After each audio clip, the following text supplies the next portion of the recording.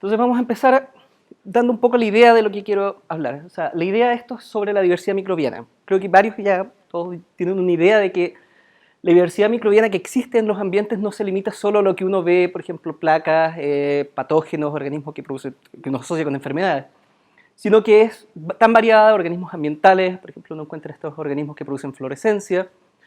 o estos organismos de sedimentos marinos, que una diversidad microbiana que es espectacular, hay diferentes organismos presentes. O como puedo ver acá, esto que la encontré muy linda esta figura, que son muestras de biofilm oral de personas sanas, en el fondo como donantes que dieron esto, y coloreado para distintos organismos. Y esto en el fondo muestra la diversidad microbiana que uno encuentra en lugares tan cercanos como es en la boca de las personas. Partiendo entonces primero, cuando uno piensa en microorganismos, podemos empezar a estudiar estos microorganismos aislados que uno puede crecer en el laboratorio y estudiar cuidadosamente. Por ejemplo, estos organismos que uno puede aislar de fosas marinas, o estas colonias de Saliníspora, que voy a mencionar un poco más en detalle este organismo después, que crecen en placas y forman estas colonias con estas... Esto es un solo organismo, pero forma estas colonias tan diversas y con diferentes morfologías. ¿Por qué quiero hablar tanto sobre el tema de los genomas? Esto es para mostrar cómo en el último tiempo ha aumentado la cantidad de genomas secuenciados que hay en las bases de datos. Partiendo en el 95, en donde eran 2 genomas que se secuenciaron, que era el de Mycobacterium tuberculosis, me parece que es el primero y no recuerdo el segundo, pero a la fecha, en este momento en las bases de datos hay más de 10.700 genomas secuenciados. Como dato anecdótico, yo hice una diapositiva muy similar a esta hace un mes atrás. La diferencia básicamente en un mes ahora son de 391 genomas. Solo en un mes se han secuenciado más de 390 genomas que se han depositado en las bases de datos. O sea, a esto hay que sumarle los genomas que están en laboratorio, gente que aún no los deposita y que no son públicos. Si empezamos a agrupar esto por distintos filum taxonómicos, la mayoría de estos corresponden a filums que son las proteobacterias. Esto también está muy ligado a que la mayoría de los organismos de relevancia médica están en estos grupos de acá. Entonces hay una sobrerepresentación que uno ve en grupos asociados a proteobacterias, firmicutes, por ejemplo, versus organismos como las cianobacterias o arqueas, que tienen una baja representación de estos genomas en las bases de datos. Esto es aún más evidente si uno lo ve por especies, en donde, por ejemplo, probablemente hay algún proyecto reciente de Staphylococcus aureus, porque hay más de 4.000 genomas de distintas cepas de Staphylococcus en las bases de datos. Entonces tiene que haber en la literatura reciente algún proyecto que se ha dedicado a estudiar la diversidad de las cepas de Staphylococcus. De estos organismos que están presentes acá, la mayoría corresponden a estos organismos con relevancia, ya sea como patógenos, alguna relevancia clínica asociada. Lo que quiero destacar con todo esto es que en el fondo hay una gran oportunidad de estudiar cómo evolucionan estos organismos a partir de estos genomas. En el fondo algo que quiero resumir con esto. Hay mucha información presente y uno puede utilizar esta información para empezar a explotar y hacer preguntas. Hay una oportunidad para lo que se denomina genómica comparativa de microorganismos, en donde podemos hacernos preguntas sobre la ecología, la evolución y cómo se adaptan estas especies microbianas. Podemos mejorar la clasificación filogenética, no estamos limitados porque podemos ocupar un genoma completo, no estamos limitados a ocupar solamente un marcador como es por ejemplo el 16S ribosomal, podemos ocupar todo el genoma o un subset de muchos genes. Podemos estudiar el pangenoma, cuál es el core de genes que es compartido por todo un grupo de organismos de una misma especie, por ejemplo, versus los genes accesorios, genes que son únicos y que probablemente pueden conferir algún tipo de adaptación específica o por ejemplo, pueden haber sido adquiridos por transferencia horizontal, entonces también le dan alguna particularidad a ese organismo que los adquiere. Y también uno puede estudiar la evolución de cómo estos genes se están adaptando. Uno puede empezar a mirar las secuencias y tratar de buscar evidencia de presión selectiva bajo estos genes. Uno puede imaginarse esto como esta especie como de análisis, donde uno parte con las secuencias, hace varios análisis, hasta llegar hasta un resultado final. Me voy a enfocar primero en la parte de los análisis filogenéticos, un poco el pangenoma, para después mencionar la parte de presión selectiva. Solo para dar una idea, ¿cómo uno puede mirar y analizar este tipo de cosas? Imaginemos que cada uno de estos círculos es un genoma, en donde tenemos las proteínas presentes a cada uno de estos genomas. Entonces los queremos comparar y queremos saber qué es lo único de cada genoma y qué es compartido con los otros. Desde la parte del análisis bioinformático, uno puede hacer esta comparación de todas las secuencias versus todas las secuencias, tomar todo este conjunto de datos y compararlo y clusterizar. De manera de formar estos grupos de proteínas, pueden ser clusters, familias de proteínas, dependiendo de cómo uno las quiera llamar, que van a ser compartidas entre los distintos organismos, es decir, cada uno de estos distintos colores pertenece a un organismo,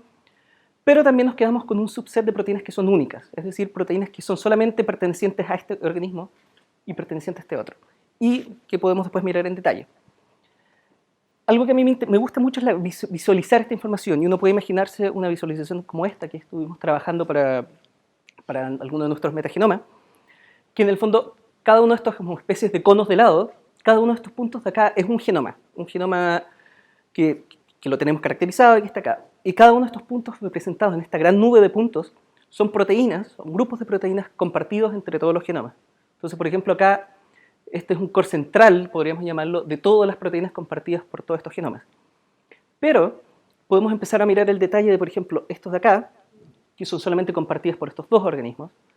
y asimismo este grupo aquí, que es único, en este caso, a este organismo que se llama Alocodratum. Entonces después podemos ir a mirar el detalle de qué funciones están codificadas en este conjunto compartido acá, que es único cada uno, y empezar a dilucidar relaciones entre los organismos, cómo interactúan, qué es único cada uno, etc. Entonces, hay múltiples posibilidades de usar esta información, o ver estas proteínas compartidas que mencionaba, mejorar la resolución filogenética, ver los temas de expresión selectiva, y también el tema de las proteínas únicas y detectar transcripción horizontal. A modo de ejemplo, brevemente, con algo que hemos estado trabajando, había mencionado antes este género Salinispora, que es un actinomycete marino que ha sido muy estudiado recientemente, en particular por el grupo de Paul Jensen y grupos acá también en Chile estudian estos organismos, porque es relevante para la producción de productos naturales, es decir, productos que podrían ser antibióticos o podrían tener alguna relevancia para clínica, en el fondo de tratamientos creo que se producen compuestos anticancerígenos de acá. Han sido estudiados particularmente por eso, y es un grupo diverso y que está compuesto específicamente por estas tres especies que son las más estudiadas, al menos por este grupo, y tenemos muchos genomas, entonces por eso, que es Salinispora pacífica, trópica y arenícola. Y son tres especies del mismo género, están evolucionadas y son muy cercanas. Han sido aislados de distintos lugares del mundo, como pueden apreciar, tiene una distribución particularmente asociada a los trópicos, que desconozco si es porque lo van a buscar en los trópicos o es porque realmente es únicamente en los trópicos. Y donde se distribuyen particularmente Salinispora trópica se han encontrado solamente en estas zonas de acá. Ahora, cuando miramos estos aislados por 16S, podemos encontrar una buena resolución separar las distintas especies. Por ejemplo, podemos ver que hay un grupo acá de clado de pacífica, trópica, arenícola. Pero la resolución interna no es muy buena, porque son todos organismos muy cercanos y tienen todas secuencias muy similares.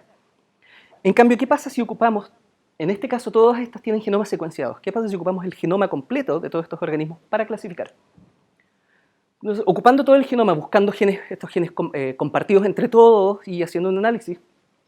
podemos hacer una filogenia que tiene más de 1 millón de nucleótidos en su posición, en donde mantenemos esta separación de clúster de pacífica, trópica, arenícola, pero la separación interna entre los distintos organismos es mayor. Podemos llegar a una mayor resolución de las distintas cepas, en el fondo, que hay de cada uno de estos organismos. Y esto nos permite después llevarlo posteriormente a asociar, por ejemplo, temas relacionados con la biogeografía de estos organismos, dónde fueron aislados, con qué es lo que están produciendo, si producen los mismos compuestos, producen compuestos distintos.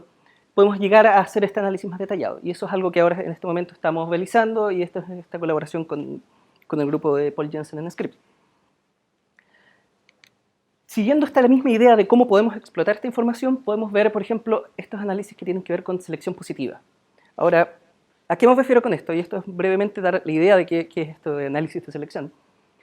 Sabemos que hay dos tipos de cambios en los codones que se pueden dar. Hay cambios, si estamos comparando un alineamiento y comparamos secuencias, podemos ver cambios sinónimos,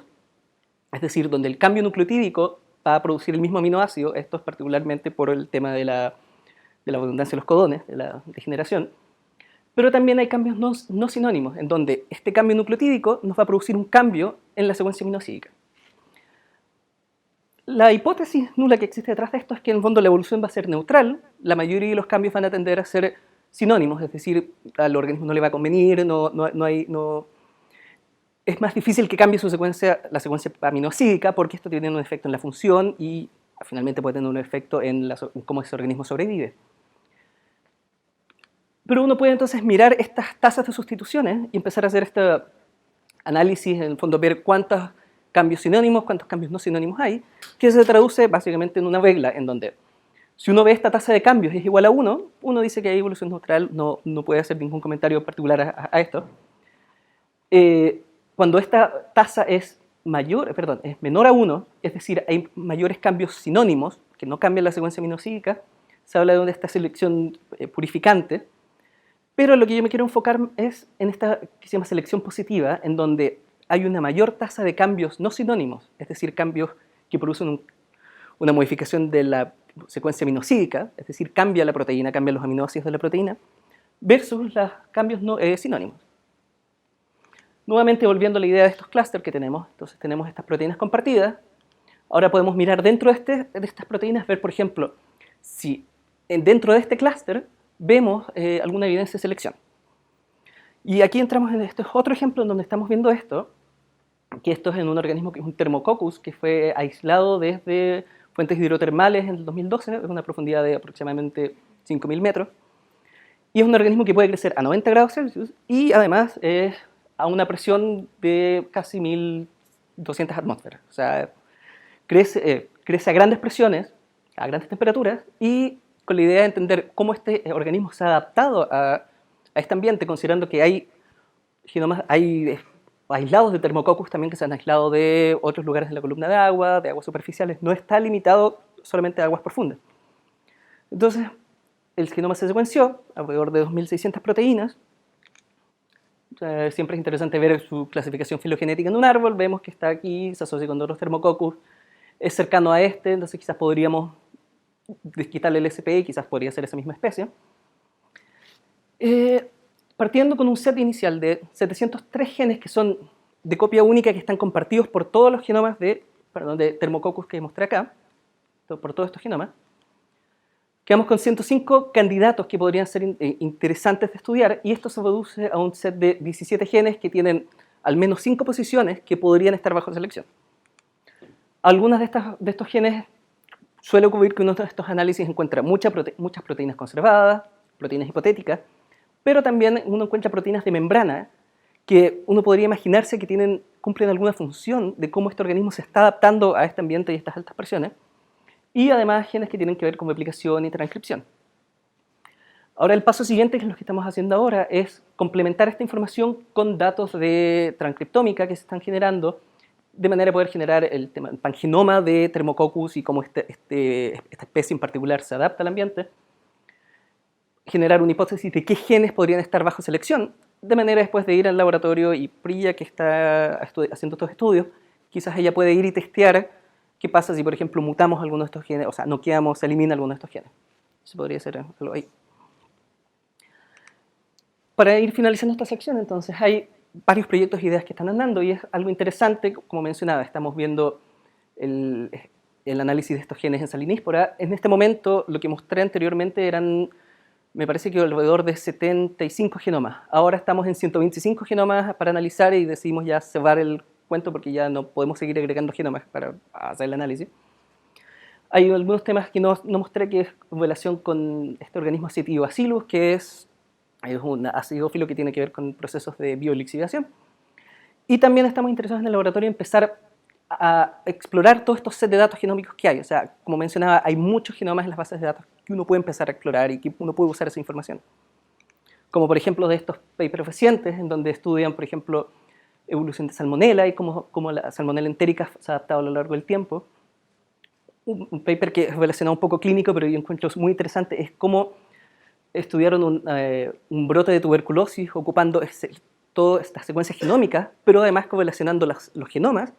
con las redes sociales de la gente, de manera de ver cómo, tratar de entender cuál fue la fuente del contagio y cómo se han ido contagiando. O sea, hay un potencial de utilizar toda esta información que es muy interesante,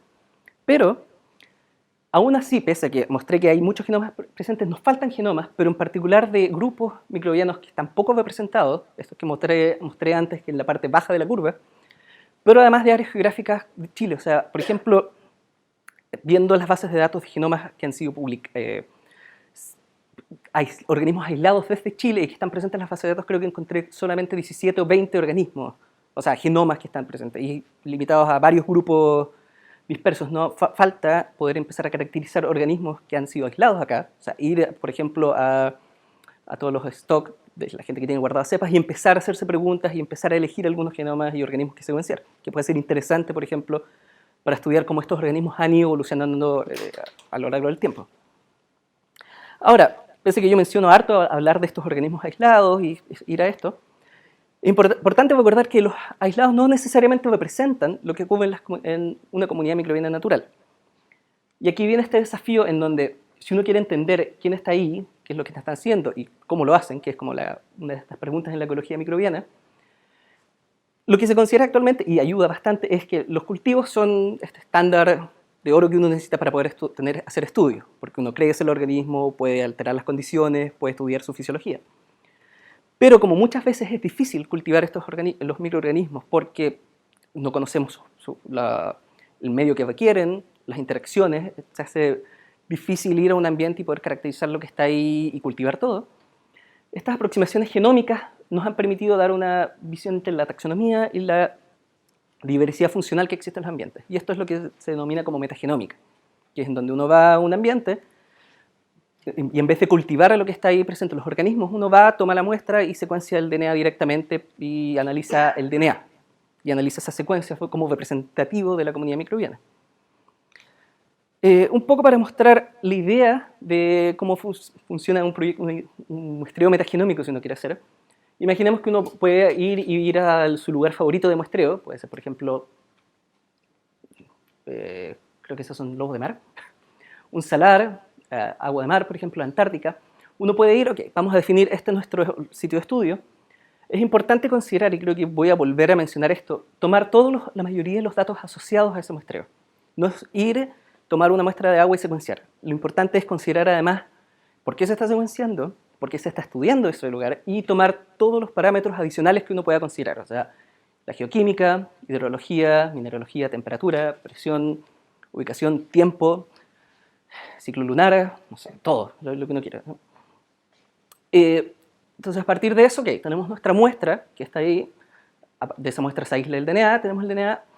y pasamos a lo que se llama este Whole Genome Shotgun Sequencing, donde el DNA se fragmenta y se secuencia. Ahí puede ser por la tecnología de secuenciación favorita que quieran ocupar. Y hay dos approaches, y es lo que voy a mencionar más adelante, para analizar estas secuencias, que puede ser analizar directamente estos fragmentos que se obtienen o intentar ensamblar. Con la idea después, en cualquier caso, de llegar a la idea de hacer estudios de filogenia, genómica comparativa o estudios de genética de poblaciones, por ejemplo. Como mencionaba sobre estas dos aproximaciones, la primera que menciono, que es de mirar directamente las lecturas, uno puede armar un perfil taxonómico y funcional de la comunidad simplemente tomando estas secuencias, comparándolas con las bases de datos y decir, ok, en función de lo que veo, los grupos más abundantes son estos, las funciones más abundantes son estos. El problema es que hay una limitante en que si lo que uno ve no está representado en las bases de datos, uno no lo va a poder clasificar. Y eso pasa a ser 30-40% de secuencias desconocidas que uno tiene cuando uno hace un estudio metagenómico. Ahora, lo que sí, esto provee un análisis relativamente rápido. Basta con tener las secuencias, compararlas directamente con las bases de datos, e inmediatamente uno puede decir, ok, este es el perfil de mi comunidad. Quizás si uno tiene una muestra una muestra distinta, uno puede decir en qué se diferencia. La otra aproximación es ensamblar las secuencias, es decir, tomar todos estos fragmentos cortos y tratar de reconstruir los genomas de los organismos que están presentes. La ventaja de esto, pese a que hay varias limitaciones desde el punto de vista bioinformático, del análisis, hay varias complicaciones, pero tiene una ventaja que permite mejorar la clasificación taxonómica. En vez de mirar un fragmento de 300 nucleótidos, un fragmento corto, podemos empezar a mirar fragmentos de 100 kilobases, o fragmentos mucho más largos que uno puede clasificar mucho mejor. Además, permite una mejor asociación entre la taxonomía, es decir, quién está ahí y quién está haciendo esa función. Y algo que para nosotros, en nuestros estudios al menos, resultó ser súper interesante, es permite encontrar funciones nuevas y grupos nuevos, porque en el fondo, aun cuando un cierto grupo de secuencias no tenga representantes en las bases de datos, al ensamblarlo y al tener ciertos contigs, por ejemplo, largos, secuencias largas, uno puede decir, ok, este no sé lo que es porque no está en las bases de datos, probablemente puede ser un organismo nuevo que hemos recuperado y que tenemos acá en nuestro metagenoma. Entonces esto representa una aproximación que es bastante poderosa, en donde uno puede tomar todo esto, tratar de entender lo que está en este novedo, en este nudo de secuencias, y ensamblar, clasificar, anotar y llegar a estos distintos genomas. Como mencionaba, algunos de los desafíos es la limitante y las complicaciones que tienen que ver con la complejidad de las comunidades microbianas. Algunos de los estudios, de los primeros estudios en metagenómica fueron hechos en microcosmos, en enriquecimiento microbiano, y los estudios clásicos que están hechos en lo que es el drenaje de aminoácidos, en donde fueron y reconstruyeron los genomas de los organismos más abundantes. Pero a partir de eso uno puede moverse hacia arriba en esta escalera de la complejidad de las muestras, en donde el tope está dado por suelos. O sea, los suelos tienen una complejidad tal que en este momento hay al menos una especie de como gran challenge en donde secuenciaron muestras de suelo y están secuenciadas con una profundidad súper alta y los datos son públicos, de manera de generar un desafío de, ok, ¿quién puede generar herramientas bioinformáticas para analizar estas muestras? Pero estamos hablando de, en este momento, temas que requieren supercomputadores grandes. No es algo que uno pueda hacer trivialmente y es complicado. Entonces uno puede empezar a aproximarse, por ejemplo, con otros sistemas, y en donde nosotros nos enfocamos fue en estos salares, estos ambientes salares que son ambientes extremos, en el fondo, donde el ambiente extremo está dado por la alta concentración de sal, en donde tienen la particularidad que condiciones extremas disminuyen la diversidad microbiana, entonces son ambientes que uno puede ir y estudiarlos fácilmente. Nosotros en particular, que este fue el trabajo que yo realicé en mi tesis de doctorado, fue estudiar este salar que se llama el lago Tyrrell en Australia, que lo consideramos un sistema modelo para este estudio, en donde, bueno, como mencionaba, la concentración de sal es sobre 330 gramos por litro de sal, que es aproximadamente 32%, 10 veces la concentración de sal que tiene el agua de mar, para ponerlo un poco en ese contexto. Son comunidades que son estables en el tiempo y además han sido estudiados ya por otros grupos, entonces nos permite también tener una línea de referencia cuando empezamos nosotros a hacer nuestro estudio. En este caso, lo que nosotros fuimos capaces de hacer fue, a partir de secuencias tomadas, de muestras tomadas de este ambiente, haciendo un metagenoma, logramos reconstruir 12 genomas de los organismos que estaban presentes ahí, con distintos niveles de qué tan completos estaban. O sea, algunos, por ejemplo, 198% que estimamos que están completos, que en particular estos dos corresponden a los organismos que son más abundantes en la muestra, hasta distintos niveles. El más bajo es una bacteria que casi cercano a un 40%. Importante también mencionar que todos estos, a excepción de este último, que es una bacteria, son todas arqueas. Uno puede entonces, ahora que ya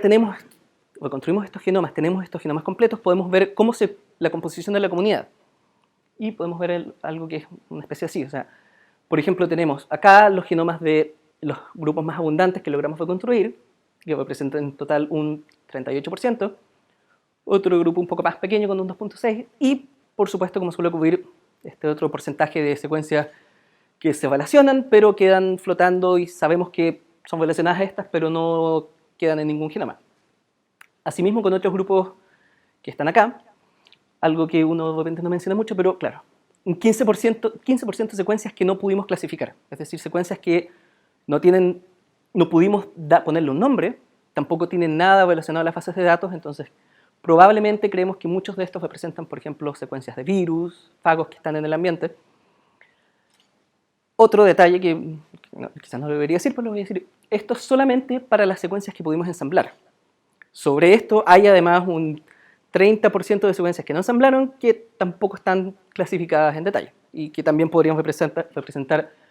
ya sea variantes de estas poblaciones o también otros organismos que no podemos identificar porque no llegan al nivel de abundancia que nosotros podamos ensamblar y recuperarlo en este metagenoma. Quizás si vamos y secuenciamos más o secuenciamos de una manera distinta o ocupamos estrategias distintas, podríamos ser capaces de clasificar estos otros grupos.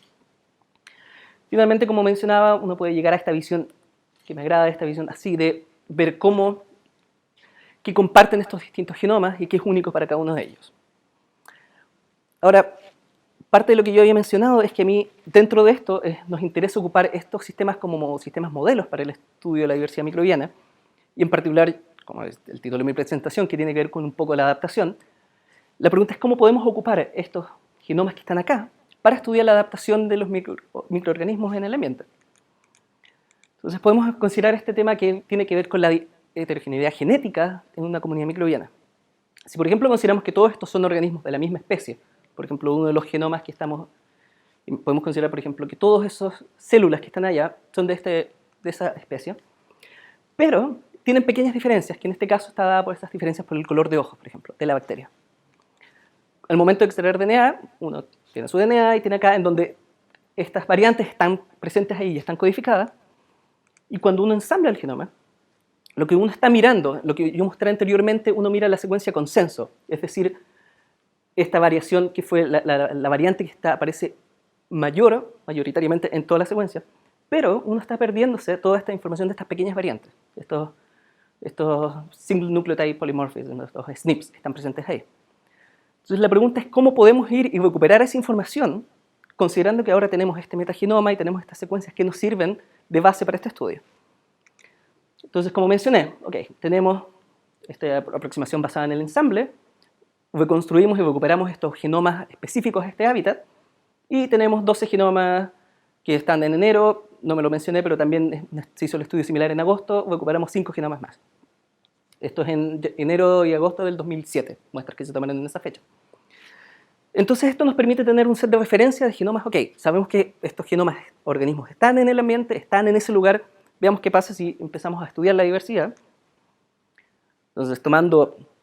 estas mismas muestras, hicimos una secuenciación distinta, ocupando una secuenciación por Illumina HiSeq,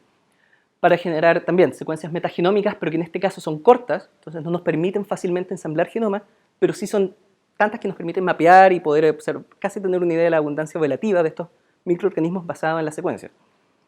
Como dato, la cantidad de secuencias que generamos para esto es alrededor de 32 gigabases, que es básicamente 7 genomas humanos, a un precio que es bastante barato. Los precios de la tecnología de secuenciación han bajado enormemente en el último tiempo y facilitan el poder hacer este tipo de estudio. Y aquí tomamos 4 muestras, que estas muestras de enero, con muestras que se tomaron con 2 días de diferencia, y unas muestras de agosto del 2007 también, tomadas con 2 días de diferencia, de manera de poder ver, vemos cambio en las poblaciones por estaciones y por días también. Y uno puede combinar toda esta información, mapear estas lecturas y llegar a este análisis en donde podemos ver la abundancia relativa de los organismos en la muestra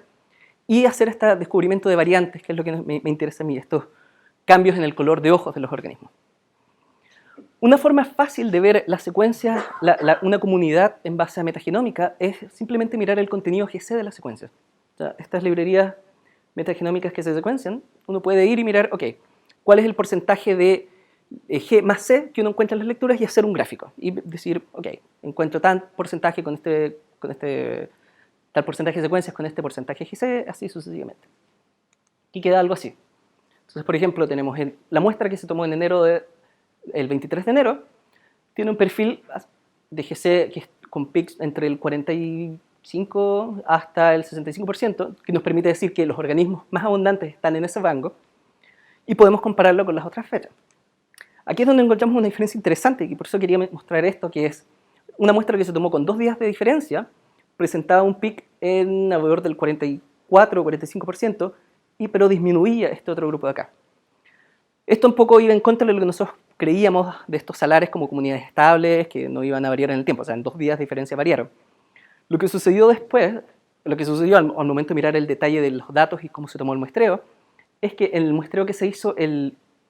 23 de enero había llovido el día antes. Entonces eso cambió la concentración de sales y la composición del agua. Entonces había un grupo de poblaciones distintas a lo que se ve 2 días después, cuando ya la evaporación es tal que llega a unas condiciones normales de lo que uno ve en ese sistema. En el caso de agosto, uno ve también las concentraciones son distintas porque el invierno es en este lugar, con poblaciones que tienen un pic en alrededor del 60%, y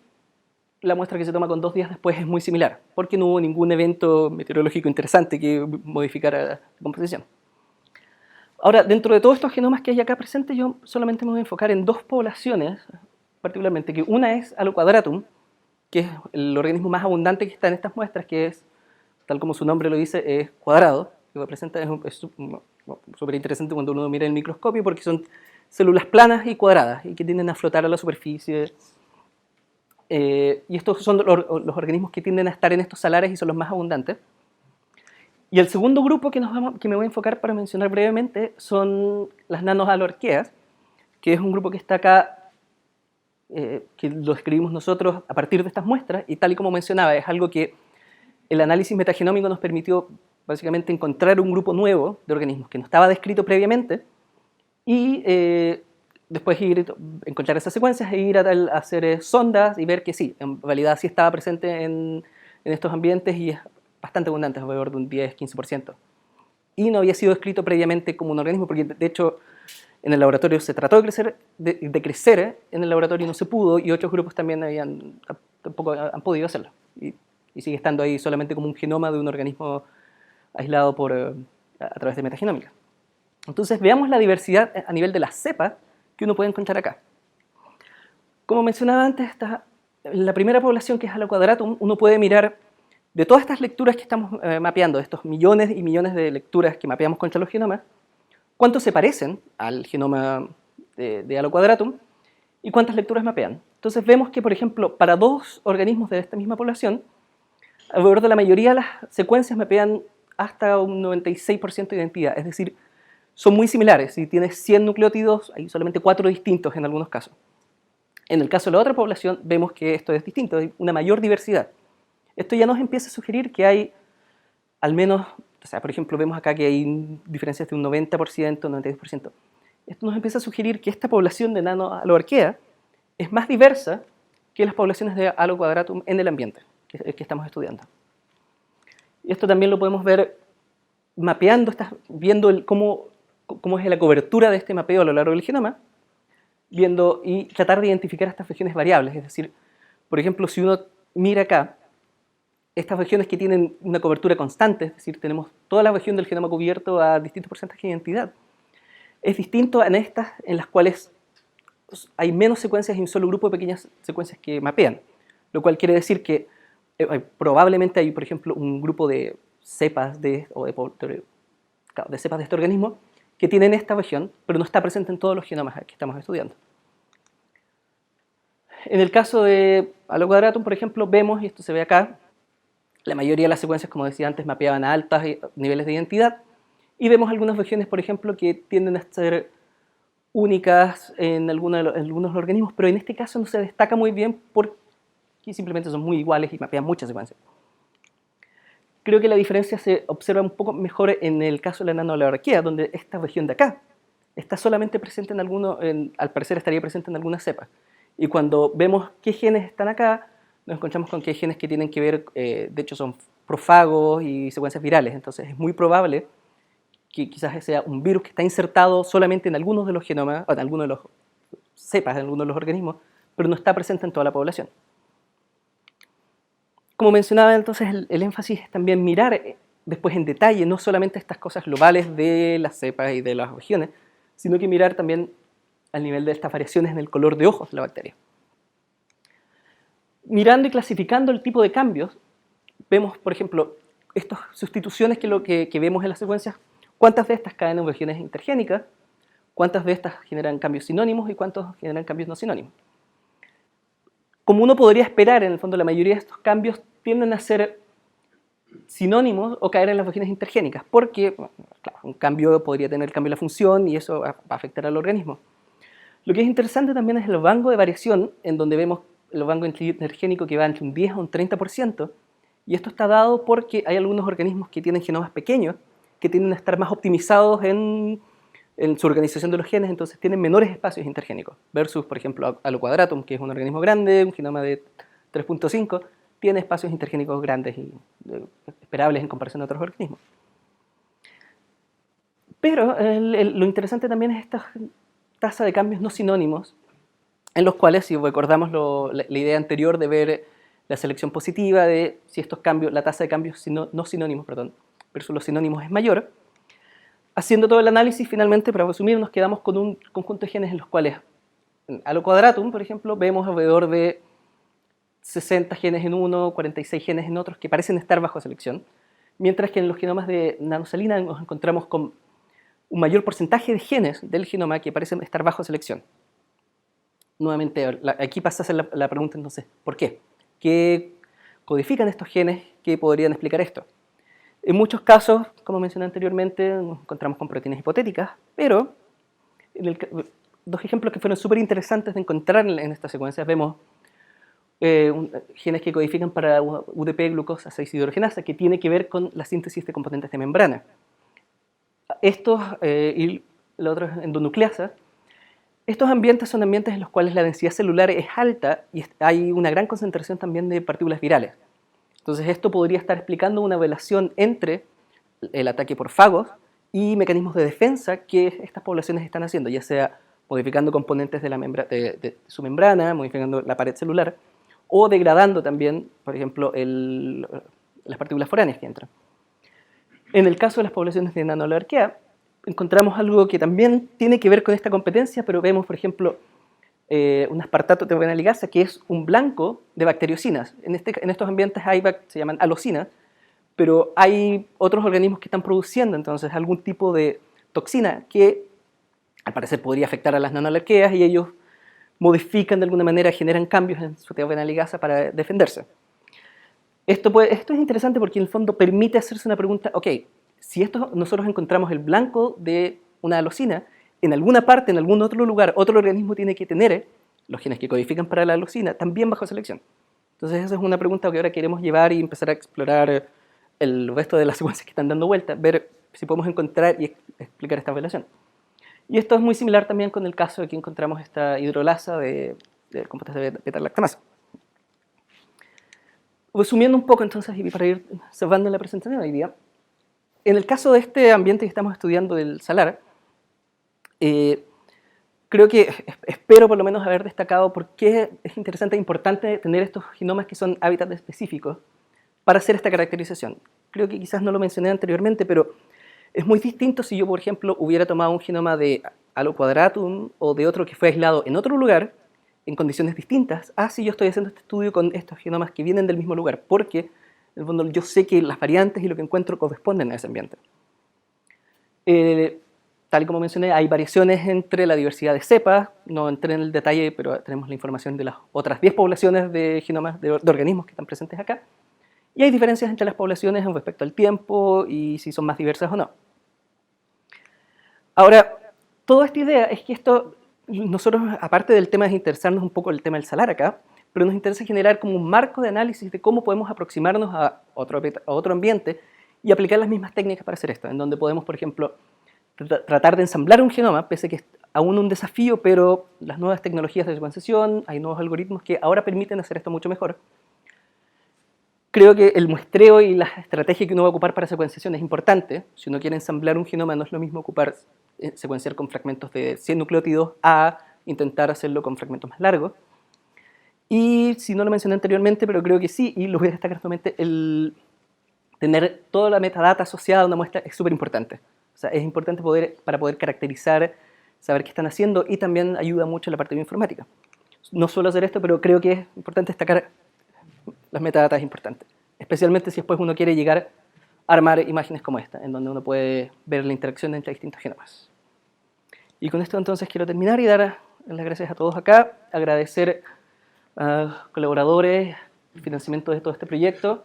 y también a mis colaboradores en el Centro de Genómica y Bioinformática de la Universidad Mayor. Y nuevamente, cualquier cosa, por favor, contáctenme, Twitter, mi correo, cualquier cosa me pueden escribir. Muchas gracias.